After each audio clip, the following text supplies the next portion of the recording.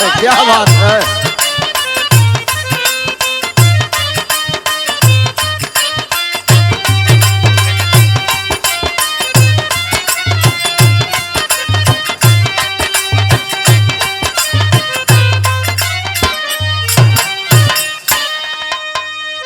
प्रिय साथियों, बिरहा के अजीज मित्रों, एक सामाजिक गीत आप लोगों के बीच और भेज रहा हूं। पूर्ण उम्मीद करता हूं आप लोग अपना प्यार, आशीर्वाद, दुलार जरूर देंगे। और ये बिरहा की रिकॉर्डिंग हरिओम स्टूडियो में बड़े भैया अभिमन्यु यादव की देखरेख में निर्माता श्रीमान राम जन्म यादव के द्वारा हो रहल बा। ये बिरहा में विशेष सहयोग हो भाई बेचू यादव, रंजीत यादव,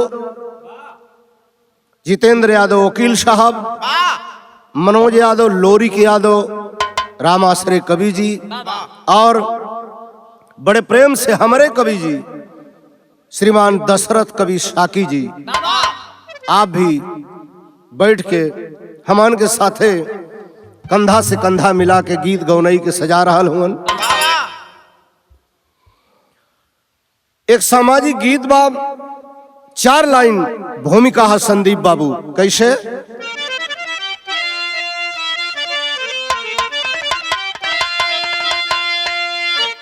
जल रहा है जग विश्वास की आग में,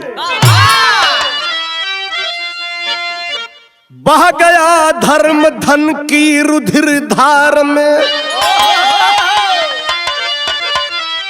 मुंह छुपाए कहीं न्याय भी रो रहा, कर्म कश्ती फंसी गम के मझधार में, रह के दिल्ली में दिल भी मिला ही नहीं,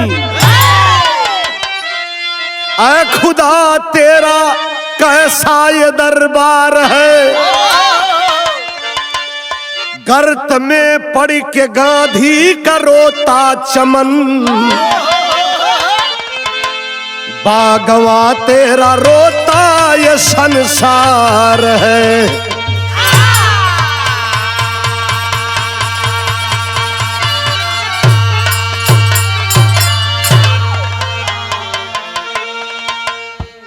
विश्व पटल पर हिंदुस्तान के विश्व गुरु के संज्ञा मिलल है।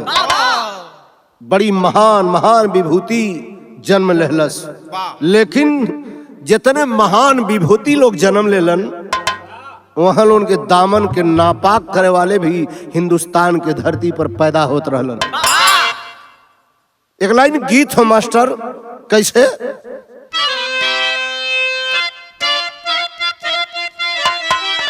ओहो, अरे रोवलाई हरवा के लोग ये सखिया, रोवलाई हरवा के लोग ये सखिया, विधवा करवल पिया बदरी में,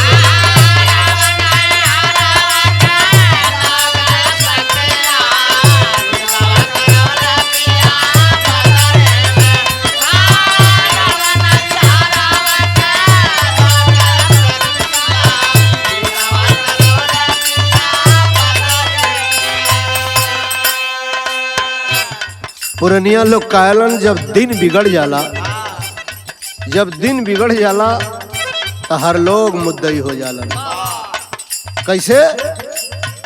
जहिया बिगड़ी जाई दिनवाए भैया,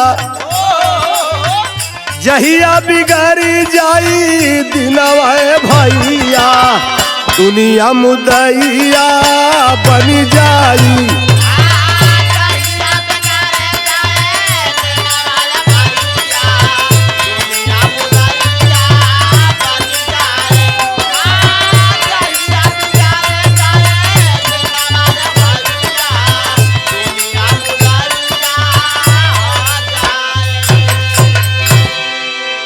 लेकिन विधना कजेही दिन विधना कजेही दिन डोली है असनवा विधना कजेही दिन डोली है असनवा केहू सहैया हो जाई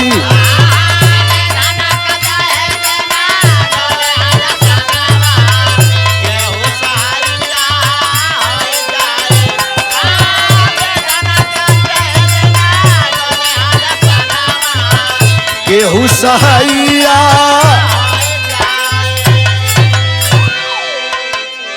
जब कोई सहारा ना मिलेला तो भगवान सहारा जरूर होलन। कहानी के शुरुआत मास्टर कोमल पत्ती से एक लाइन के संगत के साथ आया तनी।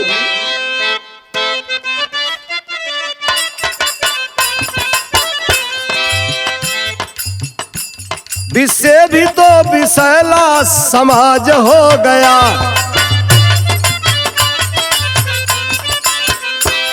विश्वास करने वाला ही निराश हो गया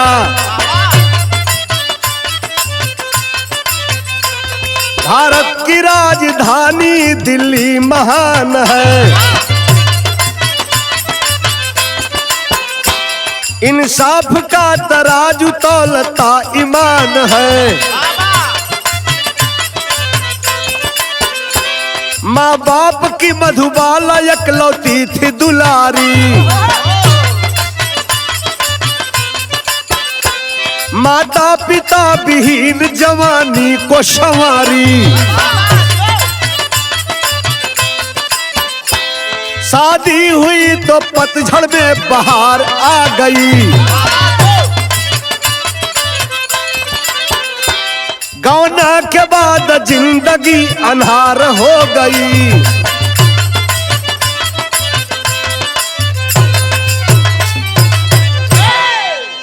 दिल्ली का रहे वाली लड़की मधुबाला जब युवा हो गई माई बाबू शादी कैलन शादी के बाद गवन भइल ससुराल गईली लेकिन रोड क्रॉस करत समय उनकर पति एक्सीडेंट से दुनिया छोड़ दलन। जब दुनिया छोड़ दलन एक विधवा पर समाज में का गुजरेले ये बतावे के बात नहीं है सब लोग जाने लन। वो दुल्हन का हाल का वो बेटी का हाल का मास्टर विदेशिया के लाइन हो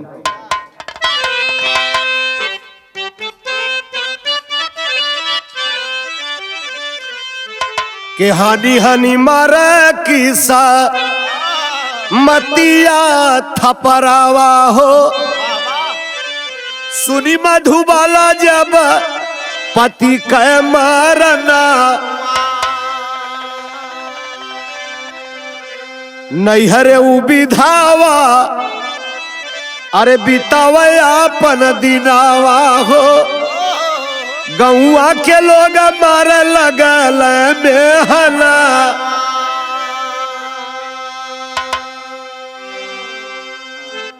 पति के मौत के बाद मधुबाला ससुराल से अपने मैके आ गई और जब मैके में आ गई समाज में किस्म किस्म के लोग होलन औरतन के तो पूछे के नहीं हो ताना मारे में बड़ी तेज होलिन ताना मारथिन मधुबाला के कैसे ससुरे में खाके खाए आइल हरावा में सुनी सुनी बेचारी बरसावले नयना आज भी कुछ कुरूत पड़ल पाखंड पड़ल हो का पाखंड हो ब्राह्मण कुल में होई जाली अरे बेटवा के शादी फिर लेकिन बेटी का विवाह नहीं लिखल कारमा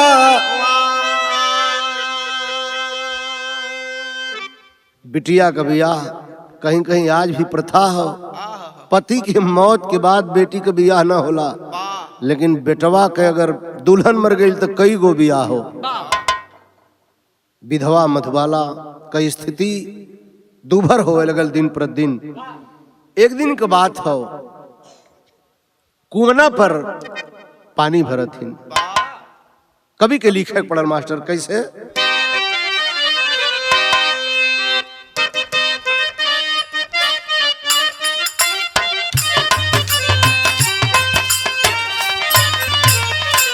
यह गीत हो कहवा से आवल बाबा का तिलावा हो,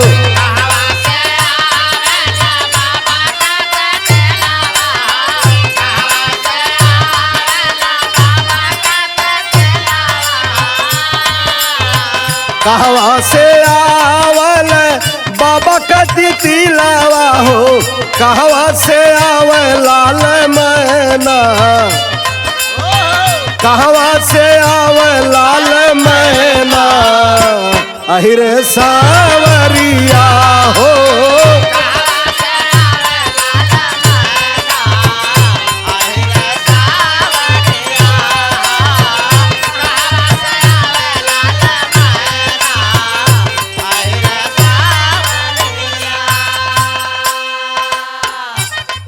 ससुराल से विधवा भइले के बाद मैके में अइलिन, ताना सहथिन, लेकिन अपने मैके का हर काम समय से करथिन। कुआना पर पानी भरत है मधुबाला बेटी, वो समय का कभी बात लिखत हुवन, कुआना पे बाबूनी भरा न गई पनिया हो,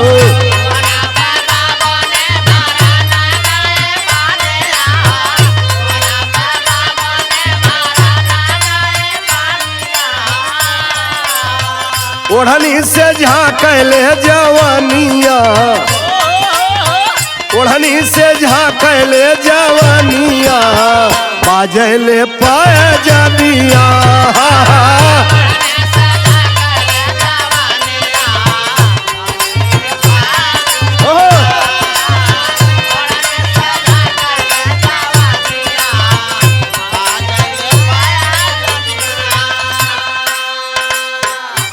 एक दिन कुआना पर पानी भरत हिन, अचानक गांव में एक क्षेत्र के मशहूर बाबा अइलन। प्यास नहीं लगल हो, लेकिन जब मधुबाला बेटी के देखलन तो उनकर प्यास तेज हो गई। कवि के लिखे पड़ल, पानी घाट पे बाबा भैरो नाथ आइल हो,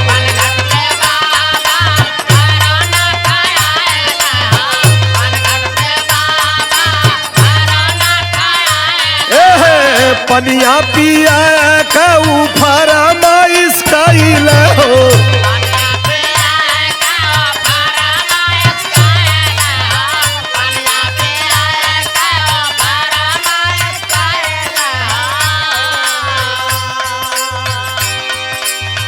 बाबा भैरवनाथ विधवा मधुबाला से कहलन, बेटी प्यास लगी है पानी पिला दो।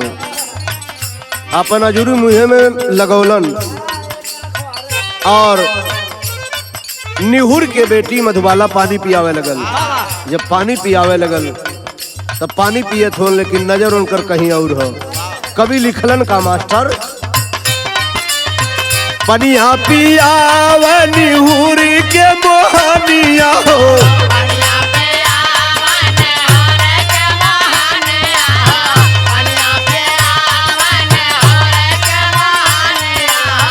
टूटे ना बाबा का धियानिया, टूटे ना बाबा का धियानिया बाजे पैजनिया हो,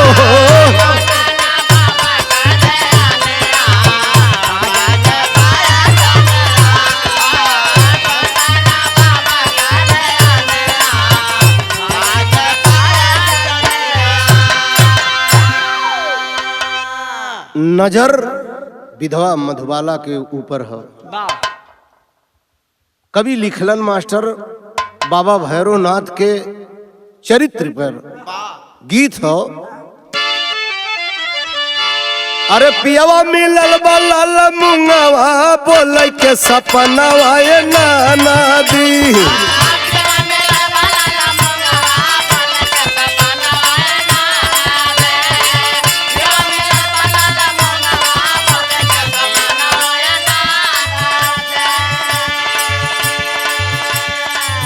बाबा भैरवनाथ के मन में का उठत हो कभी तनी सच्छायाबाद में लिखत हो। बदरा से झाकले जोरिया, बदरा से झाकले जोरिया, भरल गगरिया बरसवा से।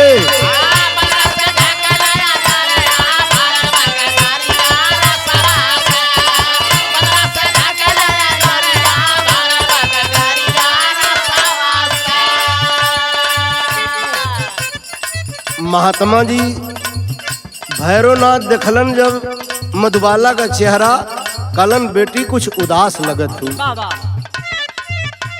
का उदासी है तोहार? ओके हमें बतावा। तो बतौलस कि बाबा जिंदगी अनहार है, गवन में ही पति के एक्सीडेंट से मौत हो गई। अब ही न मालूम कितना दुख दुनिया में भगवान लिखले हुए। तो बाबा भैरवनाथ मधुबाला से कहलन, का कहलन? बहुत अच्छे बोले है महात्मा तो बतिया बखान के,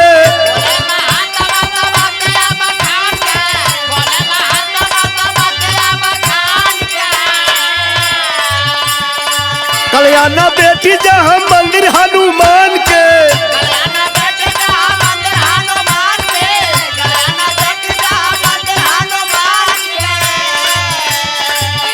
तब भविष्य बताइब छोकरिया, भरल गगरिया बरसवा से।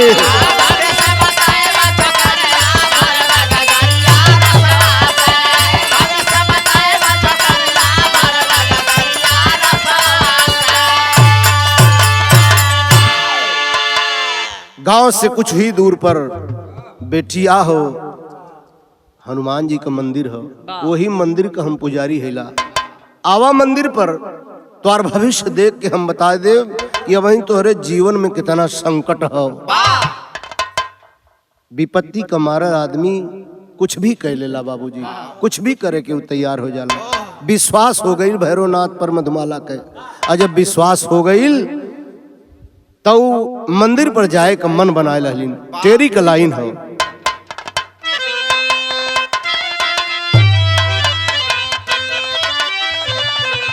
अरे शिकारी गेरुआ धारी बाबा जी, ये भैया शिकारी गेरुआ धारी बाबा जी, करता जाप जहां पे बगुला भगत पुजारी।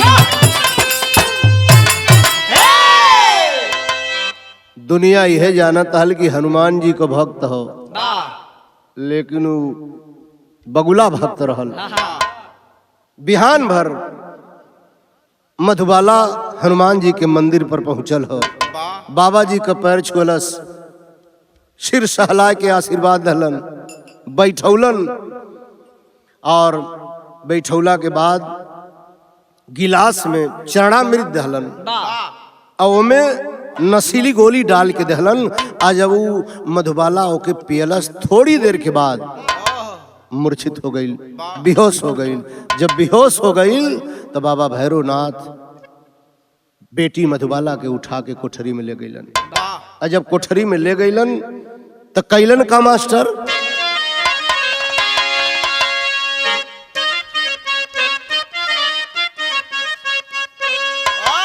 यह गीत है कि कचौड़ी गली सुन कैला बलम, अरे कचौड़ी गली सुन कैला बलम, मिर्जापुर के कैला गुलजार हो, कचौड़ी गली सुन कैला बलम।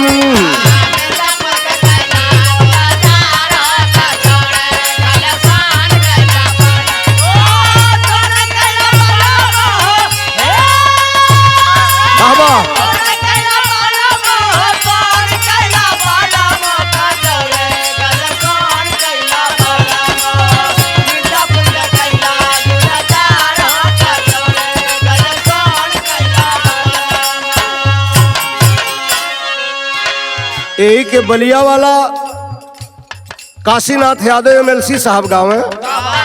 चली आवा धान रोप धनिया, रिमा झिमा बरसेला पनिया चली आवा धान रोप धनिया।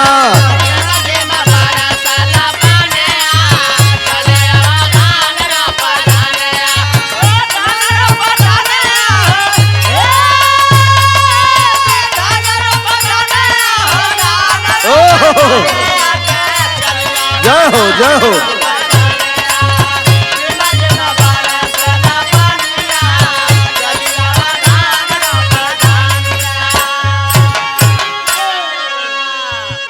किन्नवरिया तूफान में पड़ल, अरे लूटी गईल जोगावल गठारिया। नेवरिया तूफान में पड़ल,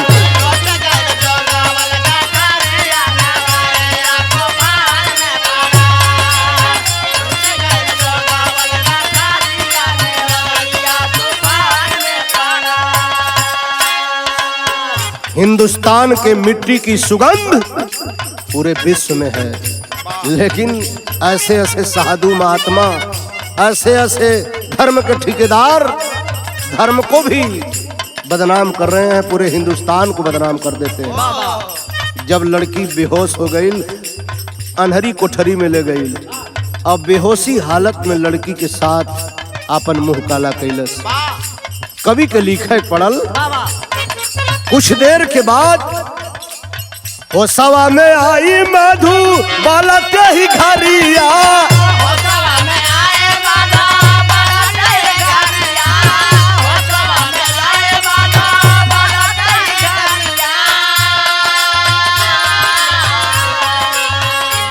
मुंह काला किया वो बाबा भैरवनाथ।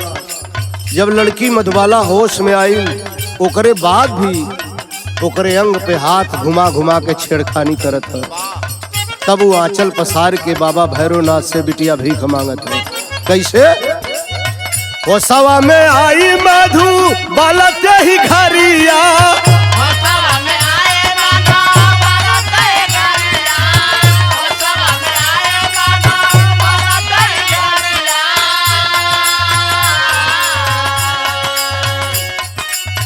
इज्जत कभी मांगे, इज्जत कभी मांगे, रोई रही गुजरिया।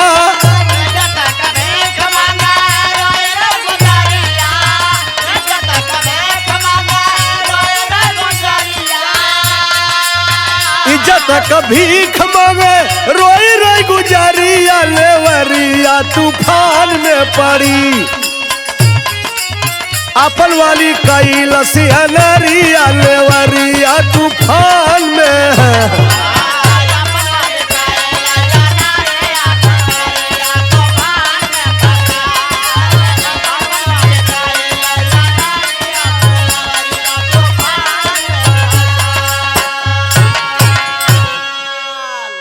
आंचल पसार के भीख मांगती रही, इज्जत लूट लिया गद्दार भैरवनाथ। और मंदिर पर बराबर गांव का मुखिया जी आवत हलन। जब मुखिया जी एकदम सवेरे सवेरे अइलन, भैरवनाथ बतौलन कुल बात। जब भैरवनाथ कुल बात बतौलन, तब मुखिया जी वो लड़की मधुबाला के अपने घरे लिए अइलन। प्रधान जी अपने घरे लिए अइलन, कवि जी। और जब अपने घरे लिए अइलन तो कवि का कलम चलल, लिखा के पड़ गया। मंदिर से लाया मुखिया नरिया, रतिया में रखा पापी अनहरी कोठरिया।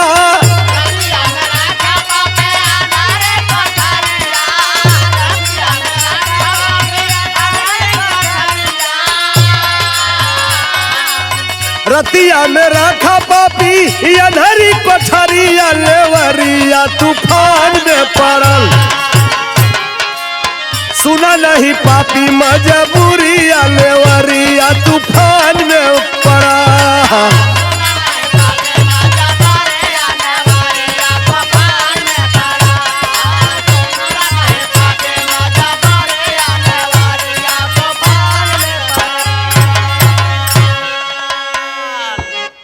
भैरवनाथ के मंदिर से, हनुमान जी के मंदिर से प्रधान जी मुखिया ले अइलन मधुबाला के अपने घरे।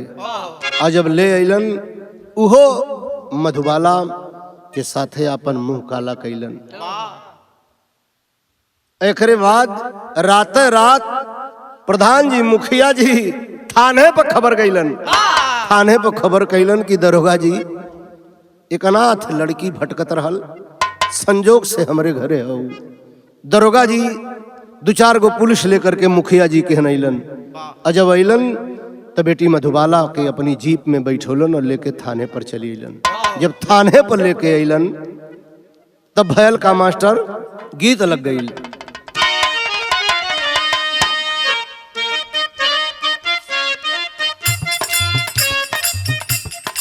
कौन गीत है? बहुत अच्छे।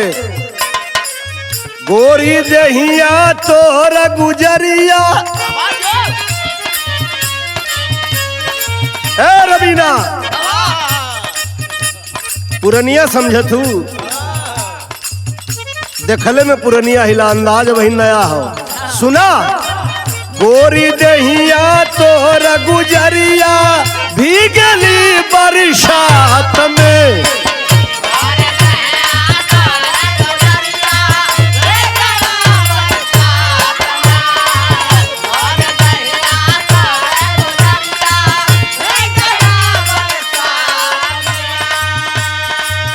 लेकिन मुखिया जी थाने पर खबर कैलन। भयल का रतिया में थाने पे पहुंचल खबरिया, आ गईले थानेदार हो।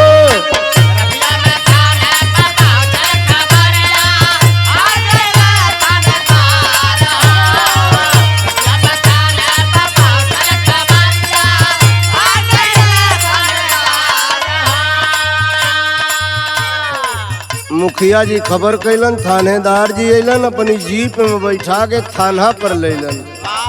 आज जब थाना पर लेलन तो जवन काम भैरवनाथ मुखिया कैले रहलन वह काम वो बेटी के साथे थानेदार भी कैलन।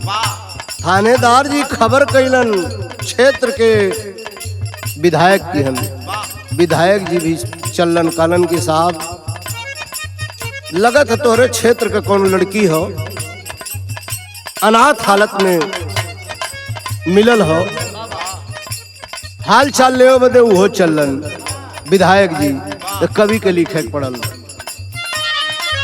थाने पहुंच करके साहब एमएलए अपने बगलवा पे लाए,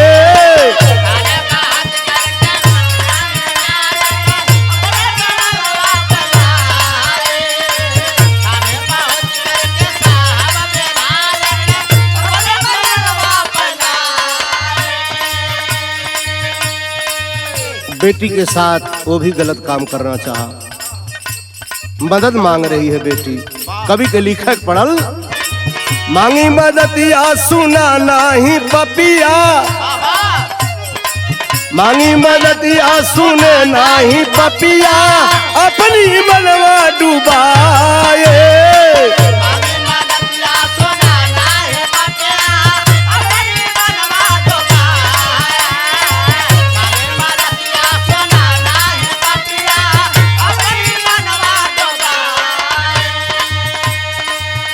वहीं विधायक जी के यहाँ चौका बर्तन करने लगी, लेकिन हुआ क्या बारे मालिक, गर्भवती हो गईली छोकरिया, गर्भवती हो गईली छोकरिया, कुटल धर्म के डार हो।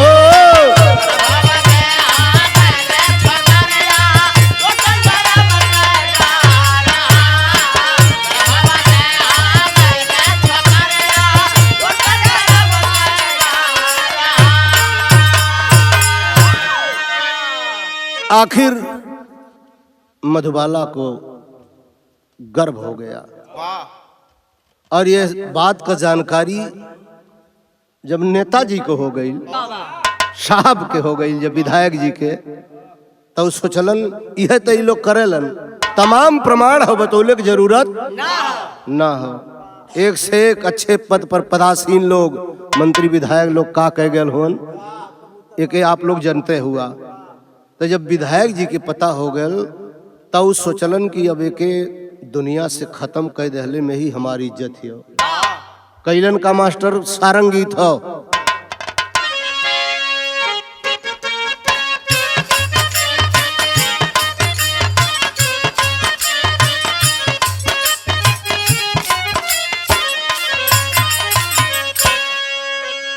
मनन करत होन विधायक जी। का मनन खैलन? सोचला विधायक गरा भेद खूली जाई है हो, भेद खूली मटिया में इज्जत मिली हमार जी। सोचलन की तो इज्जत माटी में मिल जाए चाहता। अपने चमचन के बोलौलन, हर नेता विधायक के पास चमचा होलन। चमचन के बोला के पिट्ठुन के बोला के कहलन का चमचन के अपने बो लख समझावे बो मारी नाव मधु का परान जी।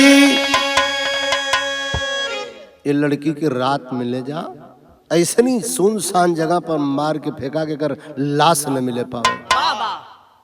लेकिन विधायक जी के एक अंग रक्षक रहलन गनर जेकर नाम रहल मोहन। अपने चमचन से विधायक जी बतियावत हुअन और मोहन उनकर गनर अंग रक्षक सुनत हो। कवि के लिखे पड़ल मास्टर अंग रक्षक मोहन छिप के सुन लिया बतिया हो जा तू बहिनी फरार जी। अंग रक्षक मोहन बात सुनत रहल। मधुबाला से जाके कहलस की बहन तोहरे जान पे खतरा, तोहरे जान पर आफत हो। कल जौन सूरज निकली तू देख ना पैबू, इसलिए मौका लगा के तू ई महल छोड़ के भाग जा, ई कोठी छोड़ के भाग जा। लेकिन बरसले आखी आशा वनवा की नई आशा मोहन से कहली थी खार जी। आप बीती जब पीछे से याद करथिन आंख के आंसू ना रुकत हो और मोहन से रो रो करके अंगरक्षक मोहन से रो रो करके वो लड़की मधुबाला कह रहा हो मास्टर पहपट के लाइन हो रो रो के मधुबाला देत दोहैया मोहन भैया हो और तुहई हमारे नैया का खेवैया मोहन भैया हो।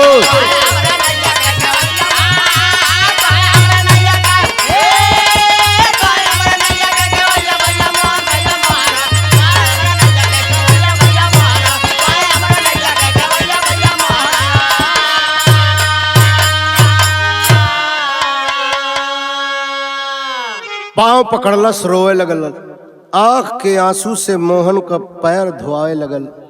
कालस की भैया एक मनमोहन द्वापर में रहलन, एक बहन का इज्जत बचौलन। ते आज कलयुग का द्रौपदी एक कलयुग के मोहन के सामने रो रहल हो, अब इज्जत तोहरे हाथे हो। कवि के लिखा पड़ल और रो कर बोला बहिनी और रोकर बोला मोहन बहिनी असिया न बहावा हो और धर्म का भाई खड़ा सामने राखी हाथ सजावा हो। बाह पकड़ के उठौलन और कहलन की बहिनी अगर भाई बनाई देलू तो आंचल फाड़ के हमारे कलाई में बांधा। फाड़ के आंचल मधुबाला मोहन अंगरक्षक के कलाई में बंधलस और जब बंधलस तो करे कपारे पर सिर पर हाथ रख करके आशीर्वाद दिलन कि जबले तुहार भाई मोहन जीवत हो अब तुहार कोई बाल बाका ना कह पाई। भैल का मास्टर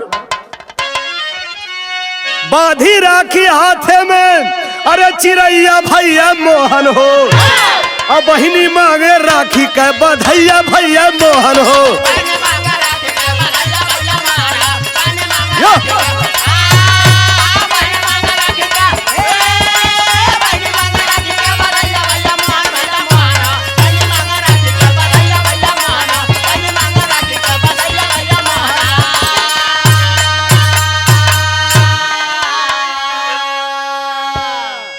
आल्हा का लाइन हो मास्टर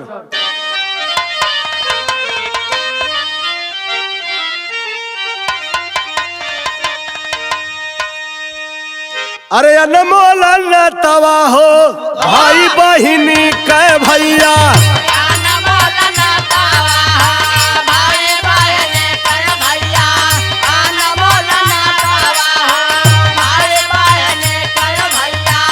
दुनिया सकना जे कर जोड़ावै लगा,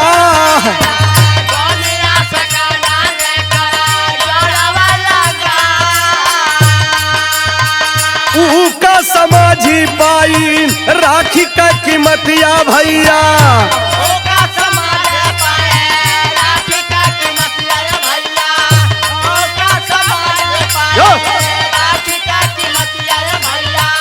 जे करे नसीब में बहिनियो ना पा,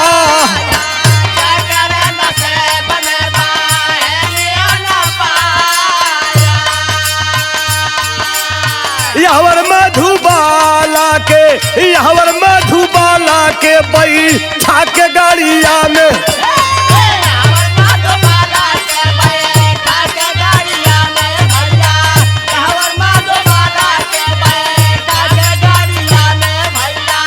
चले दुराचारी कार अगवई हो बड़ा,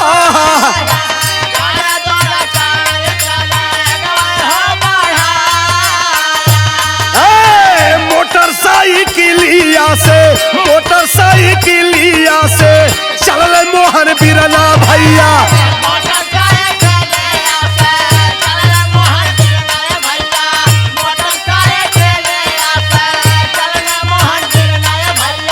नीतवा राजेश के ऊ संगवलिया,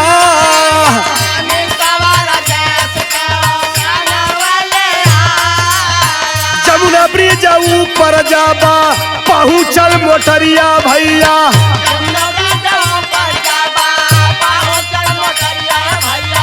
मधु को मोटरिया से नीचे उतरवा,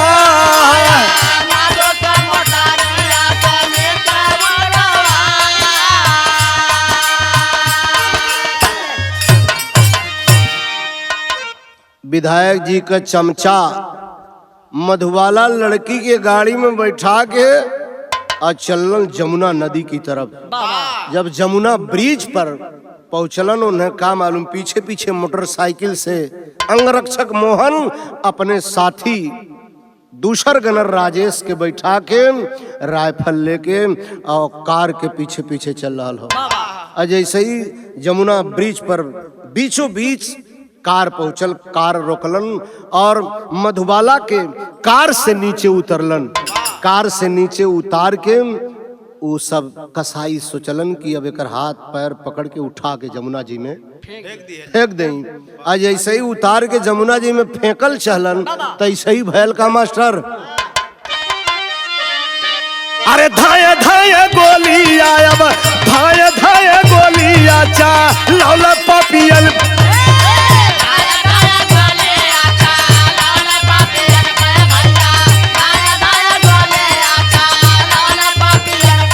अरे खून से गईली बाबू धरा तिरंगा,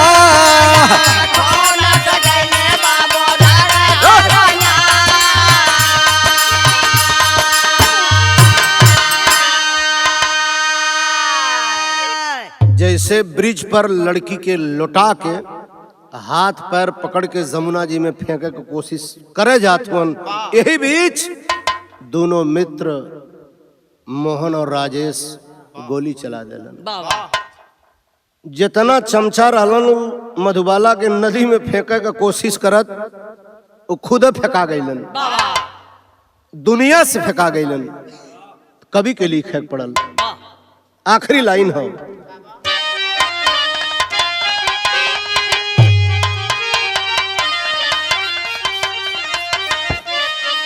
क्या बहिनी वाला नतवा निभावा बिरला, आज राखी का कीमतिया चुकावा बिरला,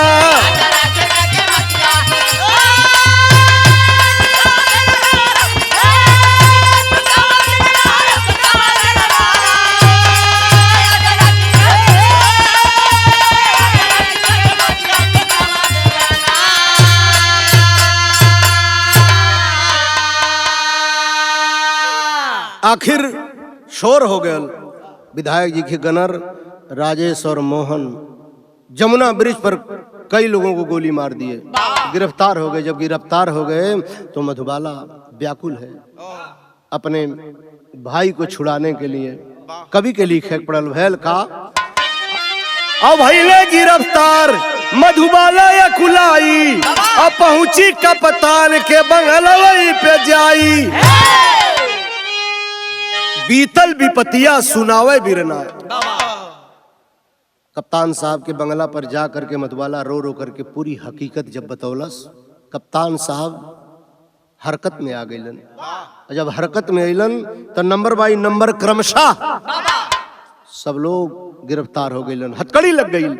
कहे के पड़ल सुन के दस्तान कप्तान घबराइले, और मोहन या राजेश नीरा दोष घरे आइले।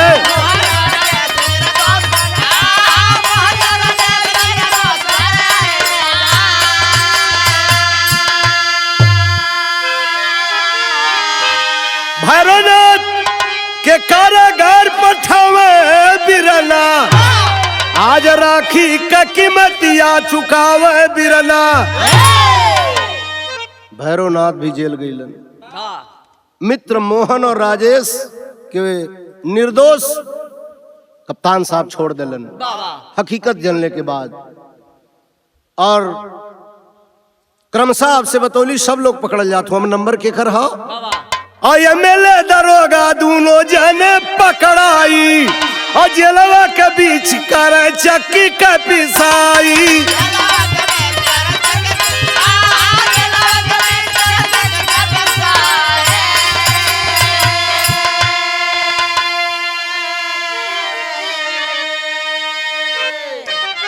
आज भी ये समाज के अंदर इंसान के रूप में देवता कुछ लोग हवन।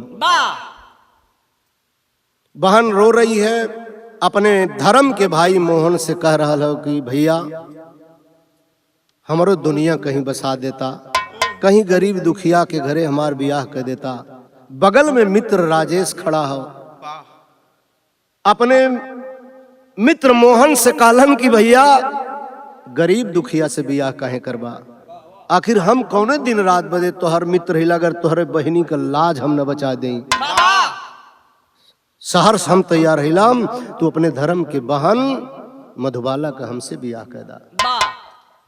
उसी मित्र राजेश से मधुबाला का शादी हो गई। लिखा के पढ़ल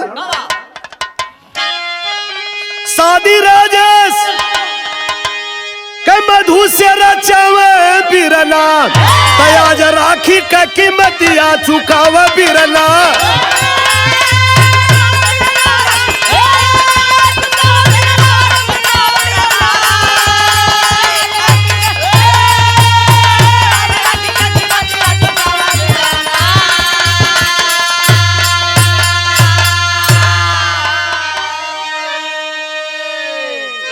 आखिरी लाइन है गुरु घराना का परिचय है मास्टर जी।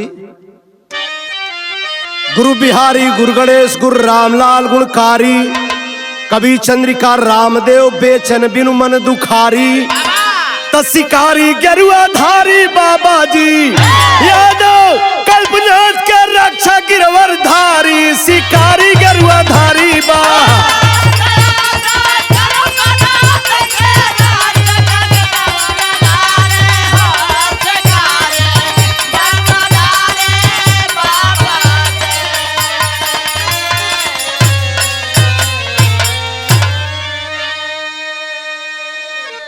बहुत बहुत धन्यवाद।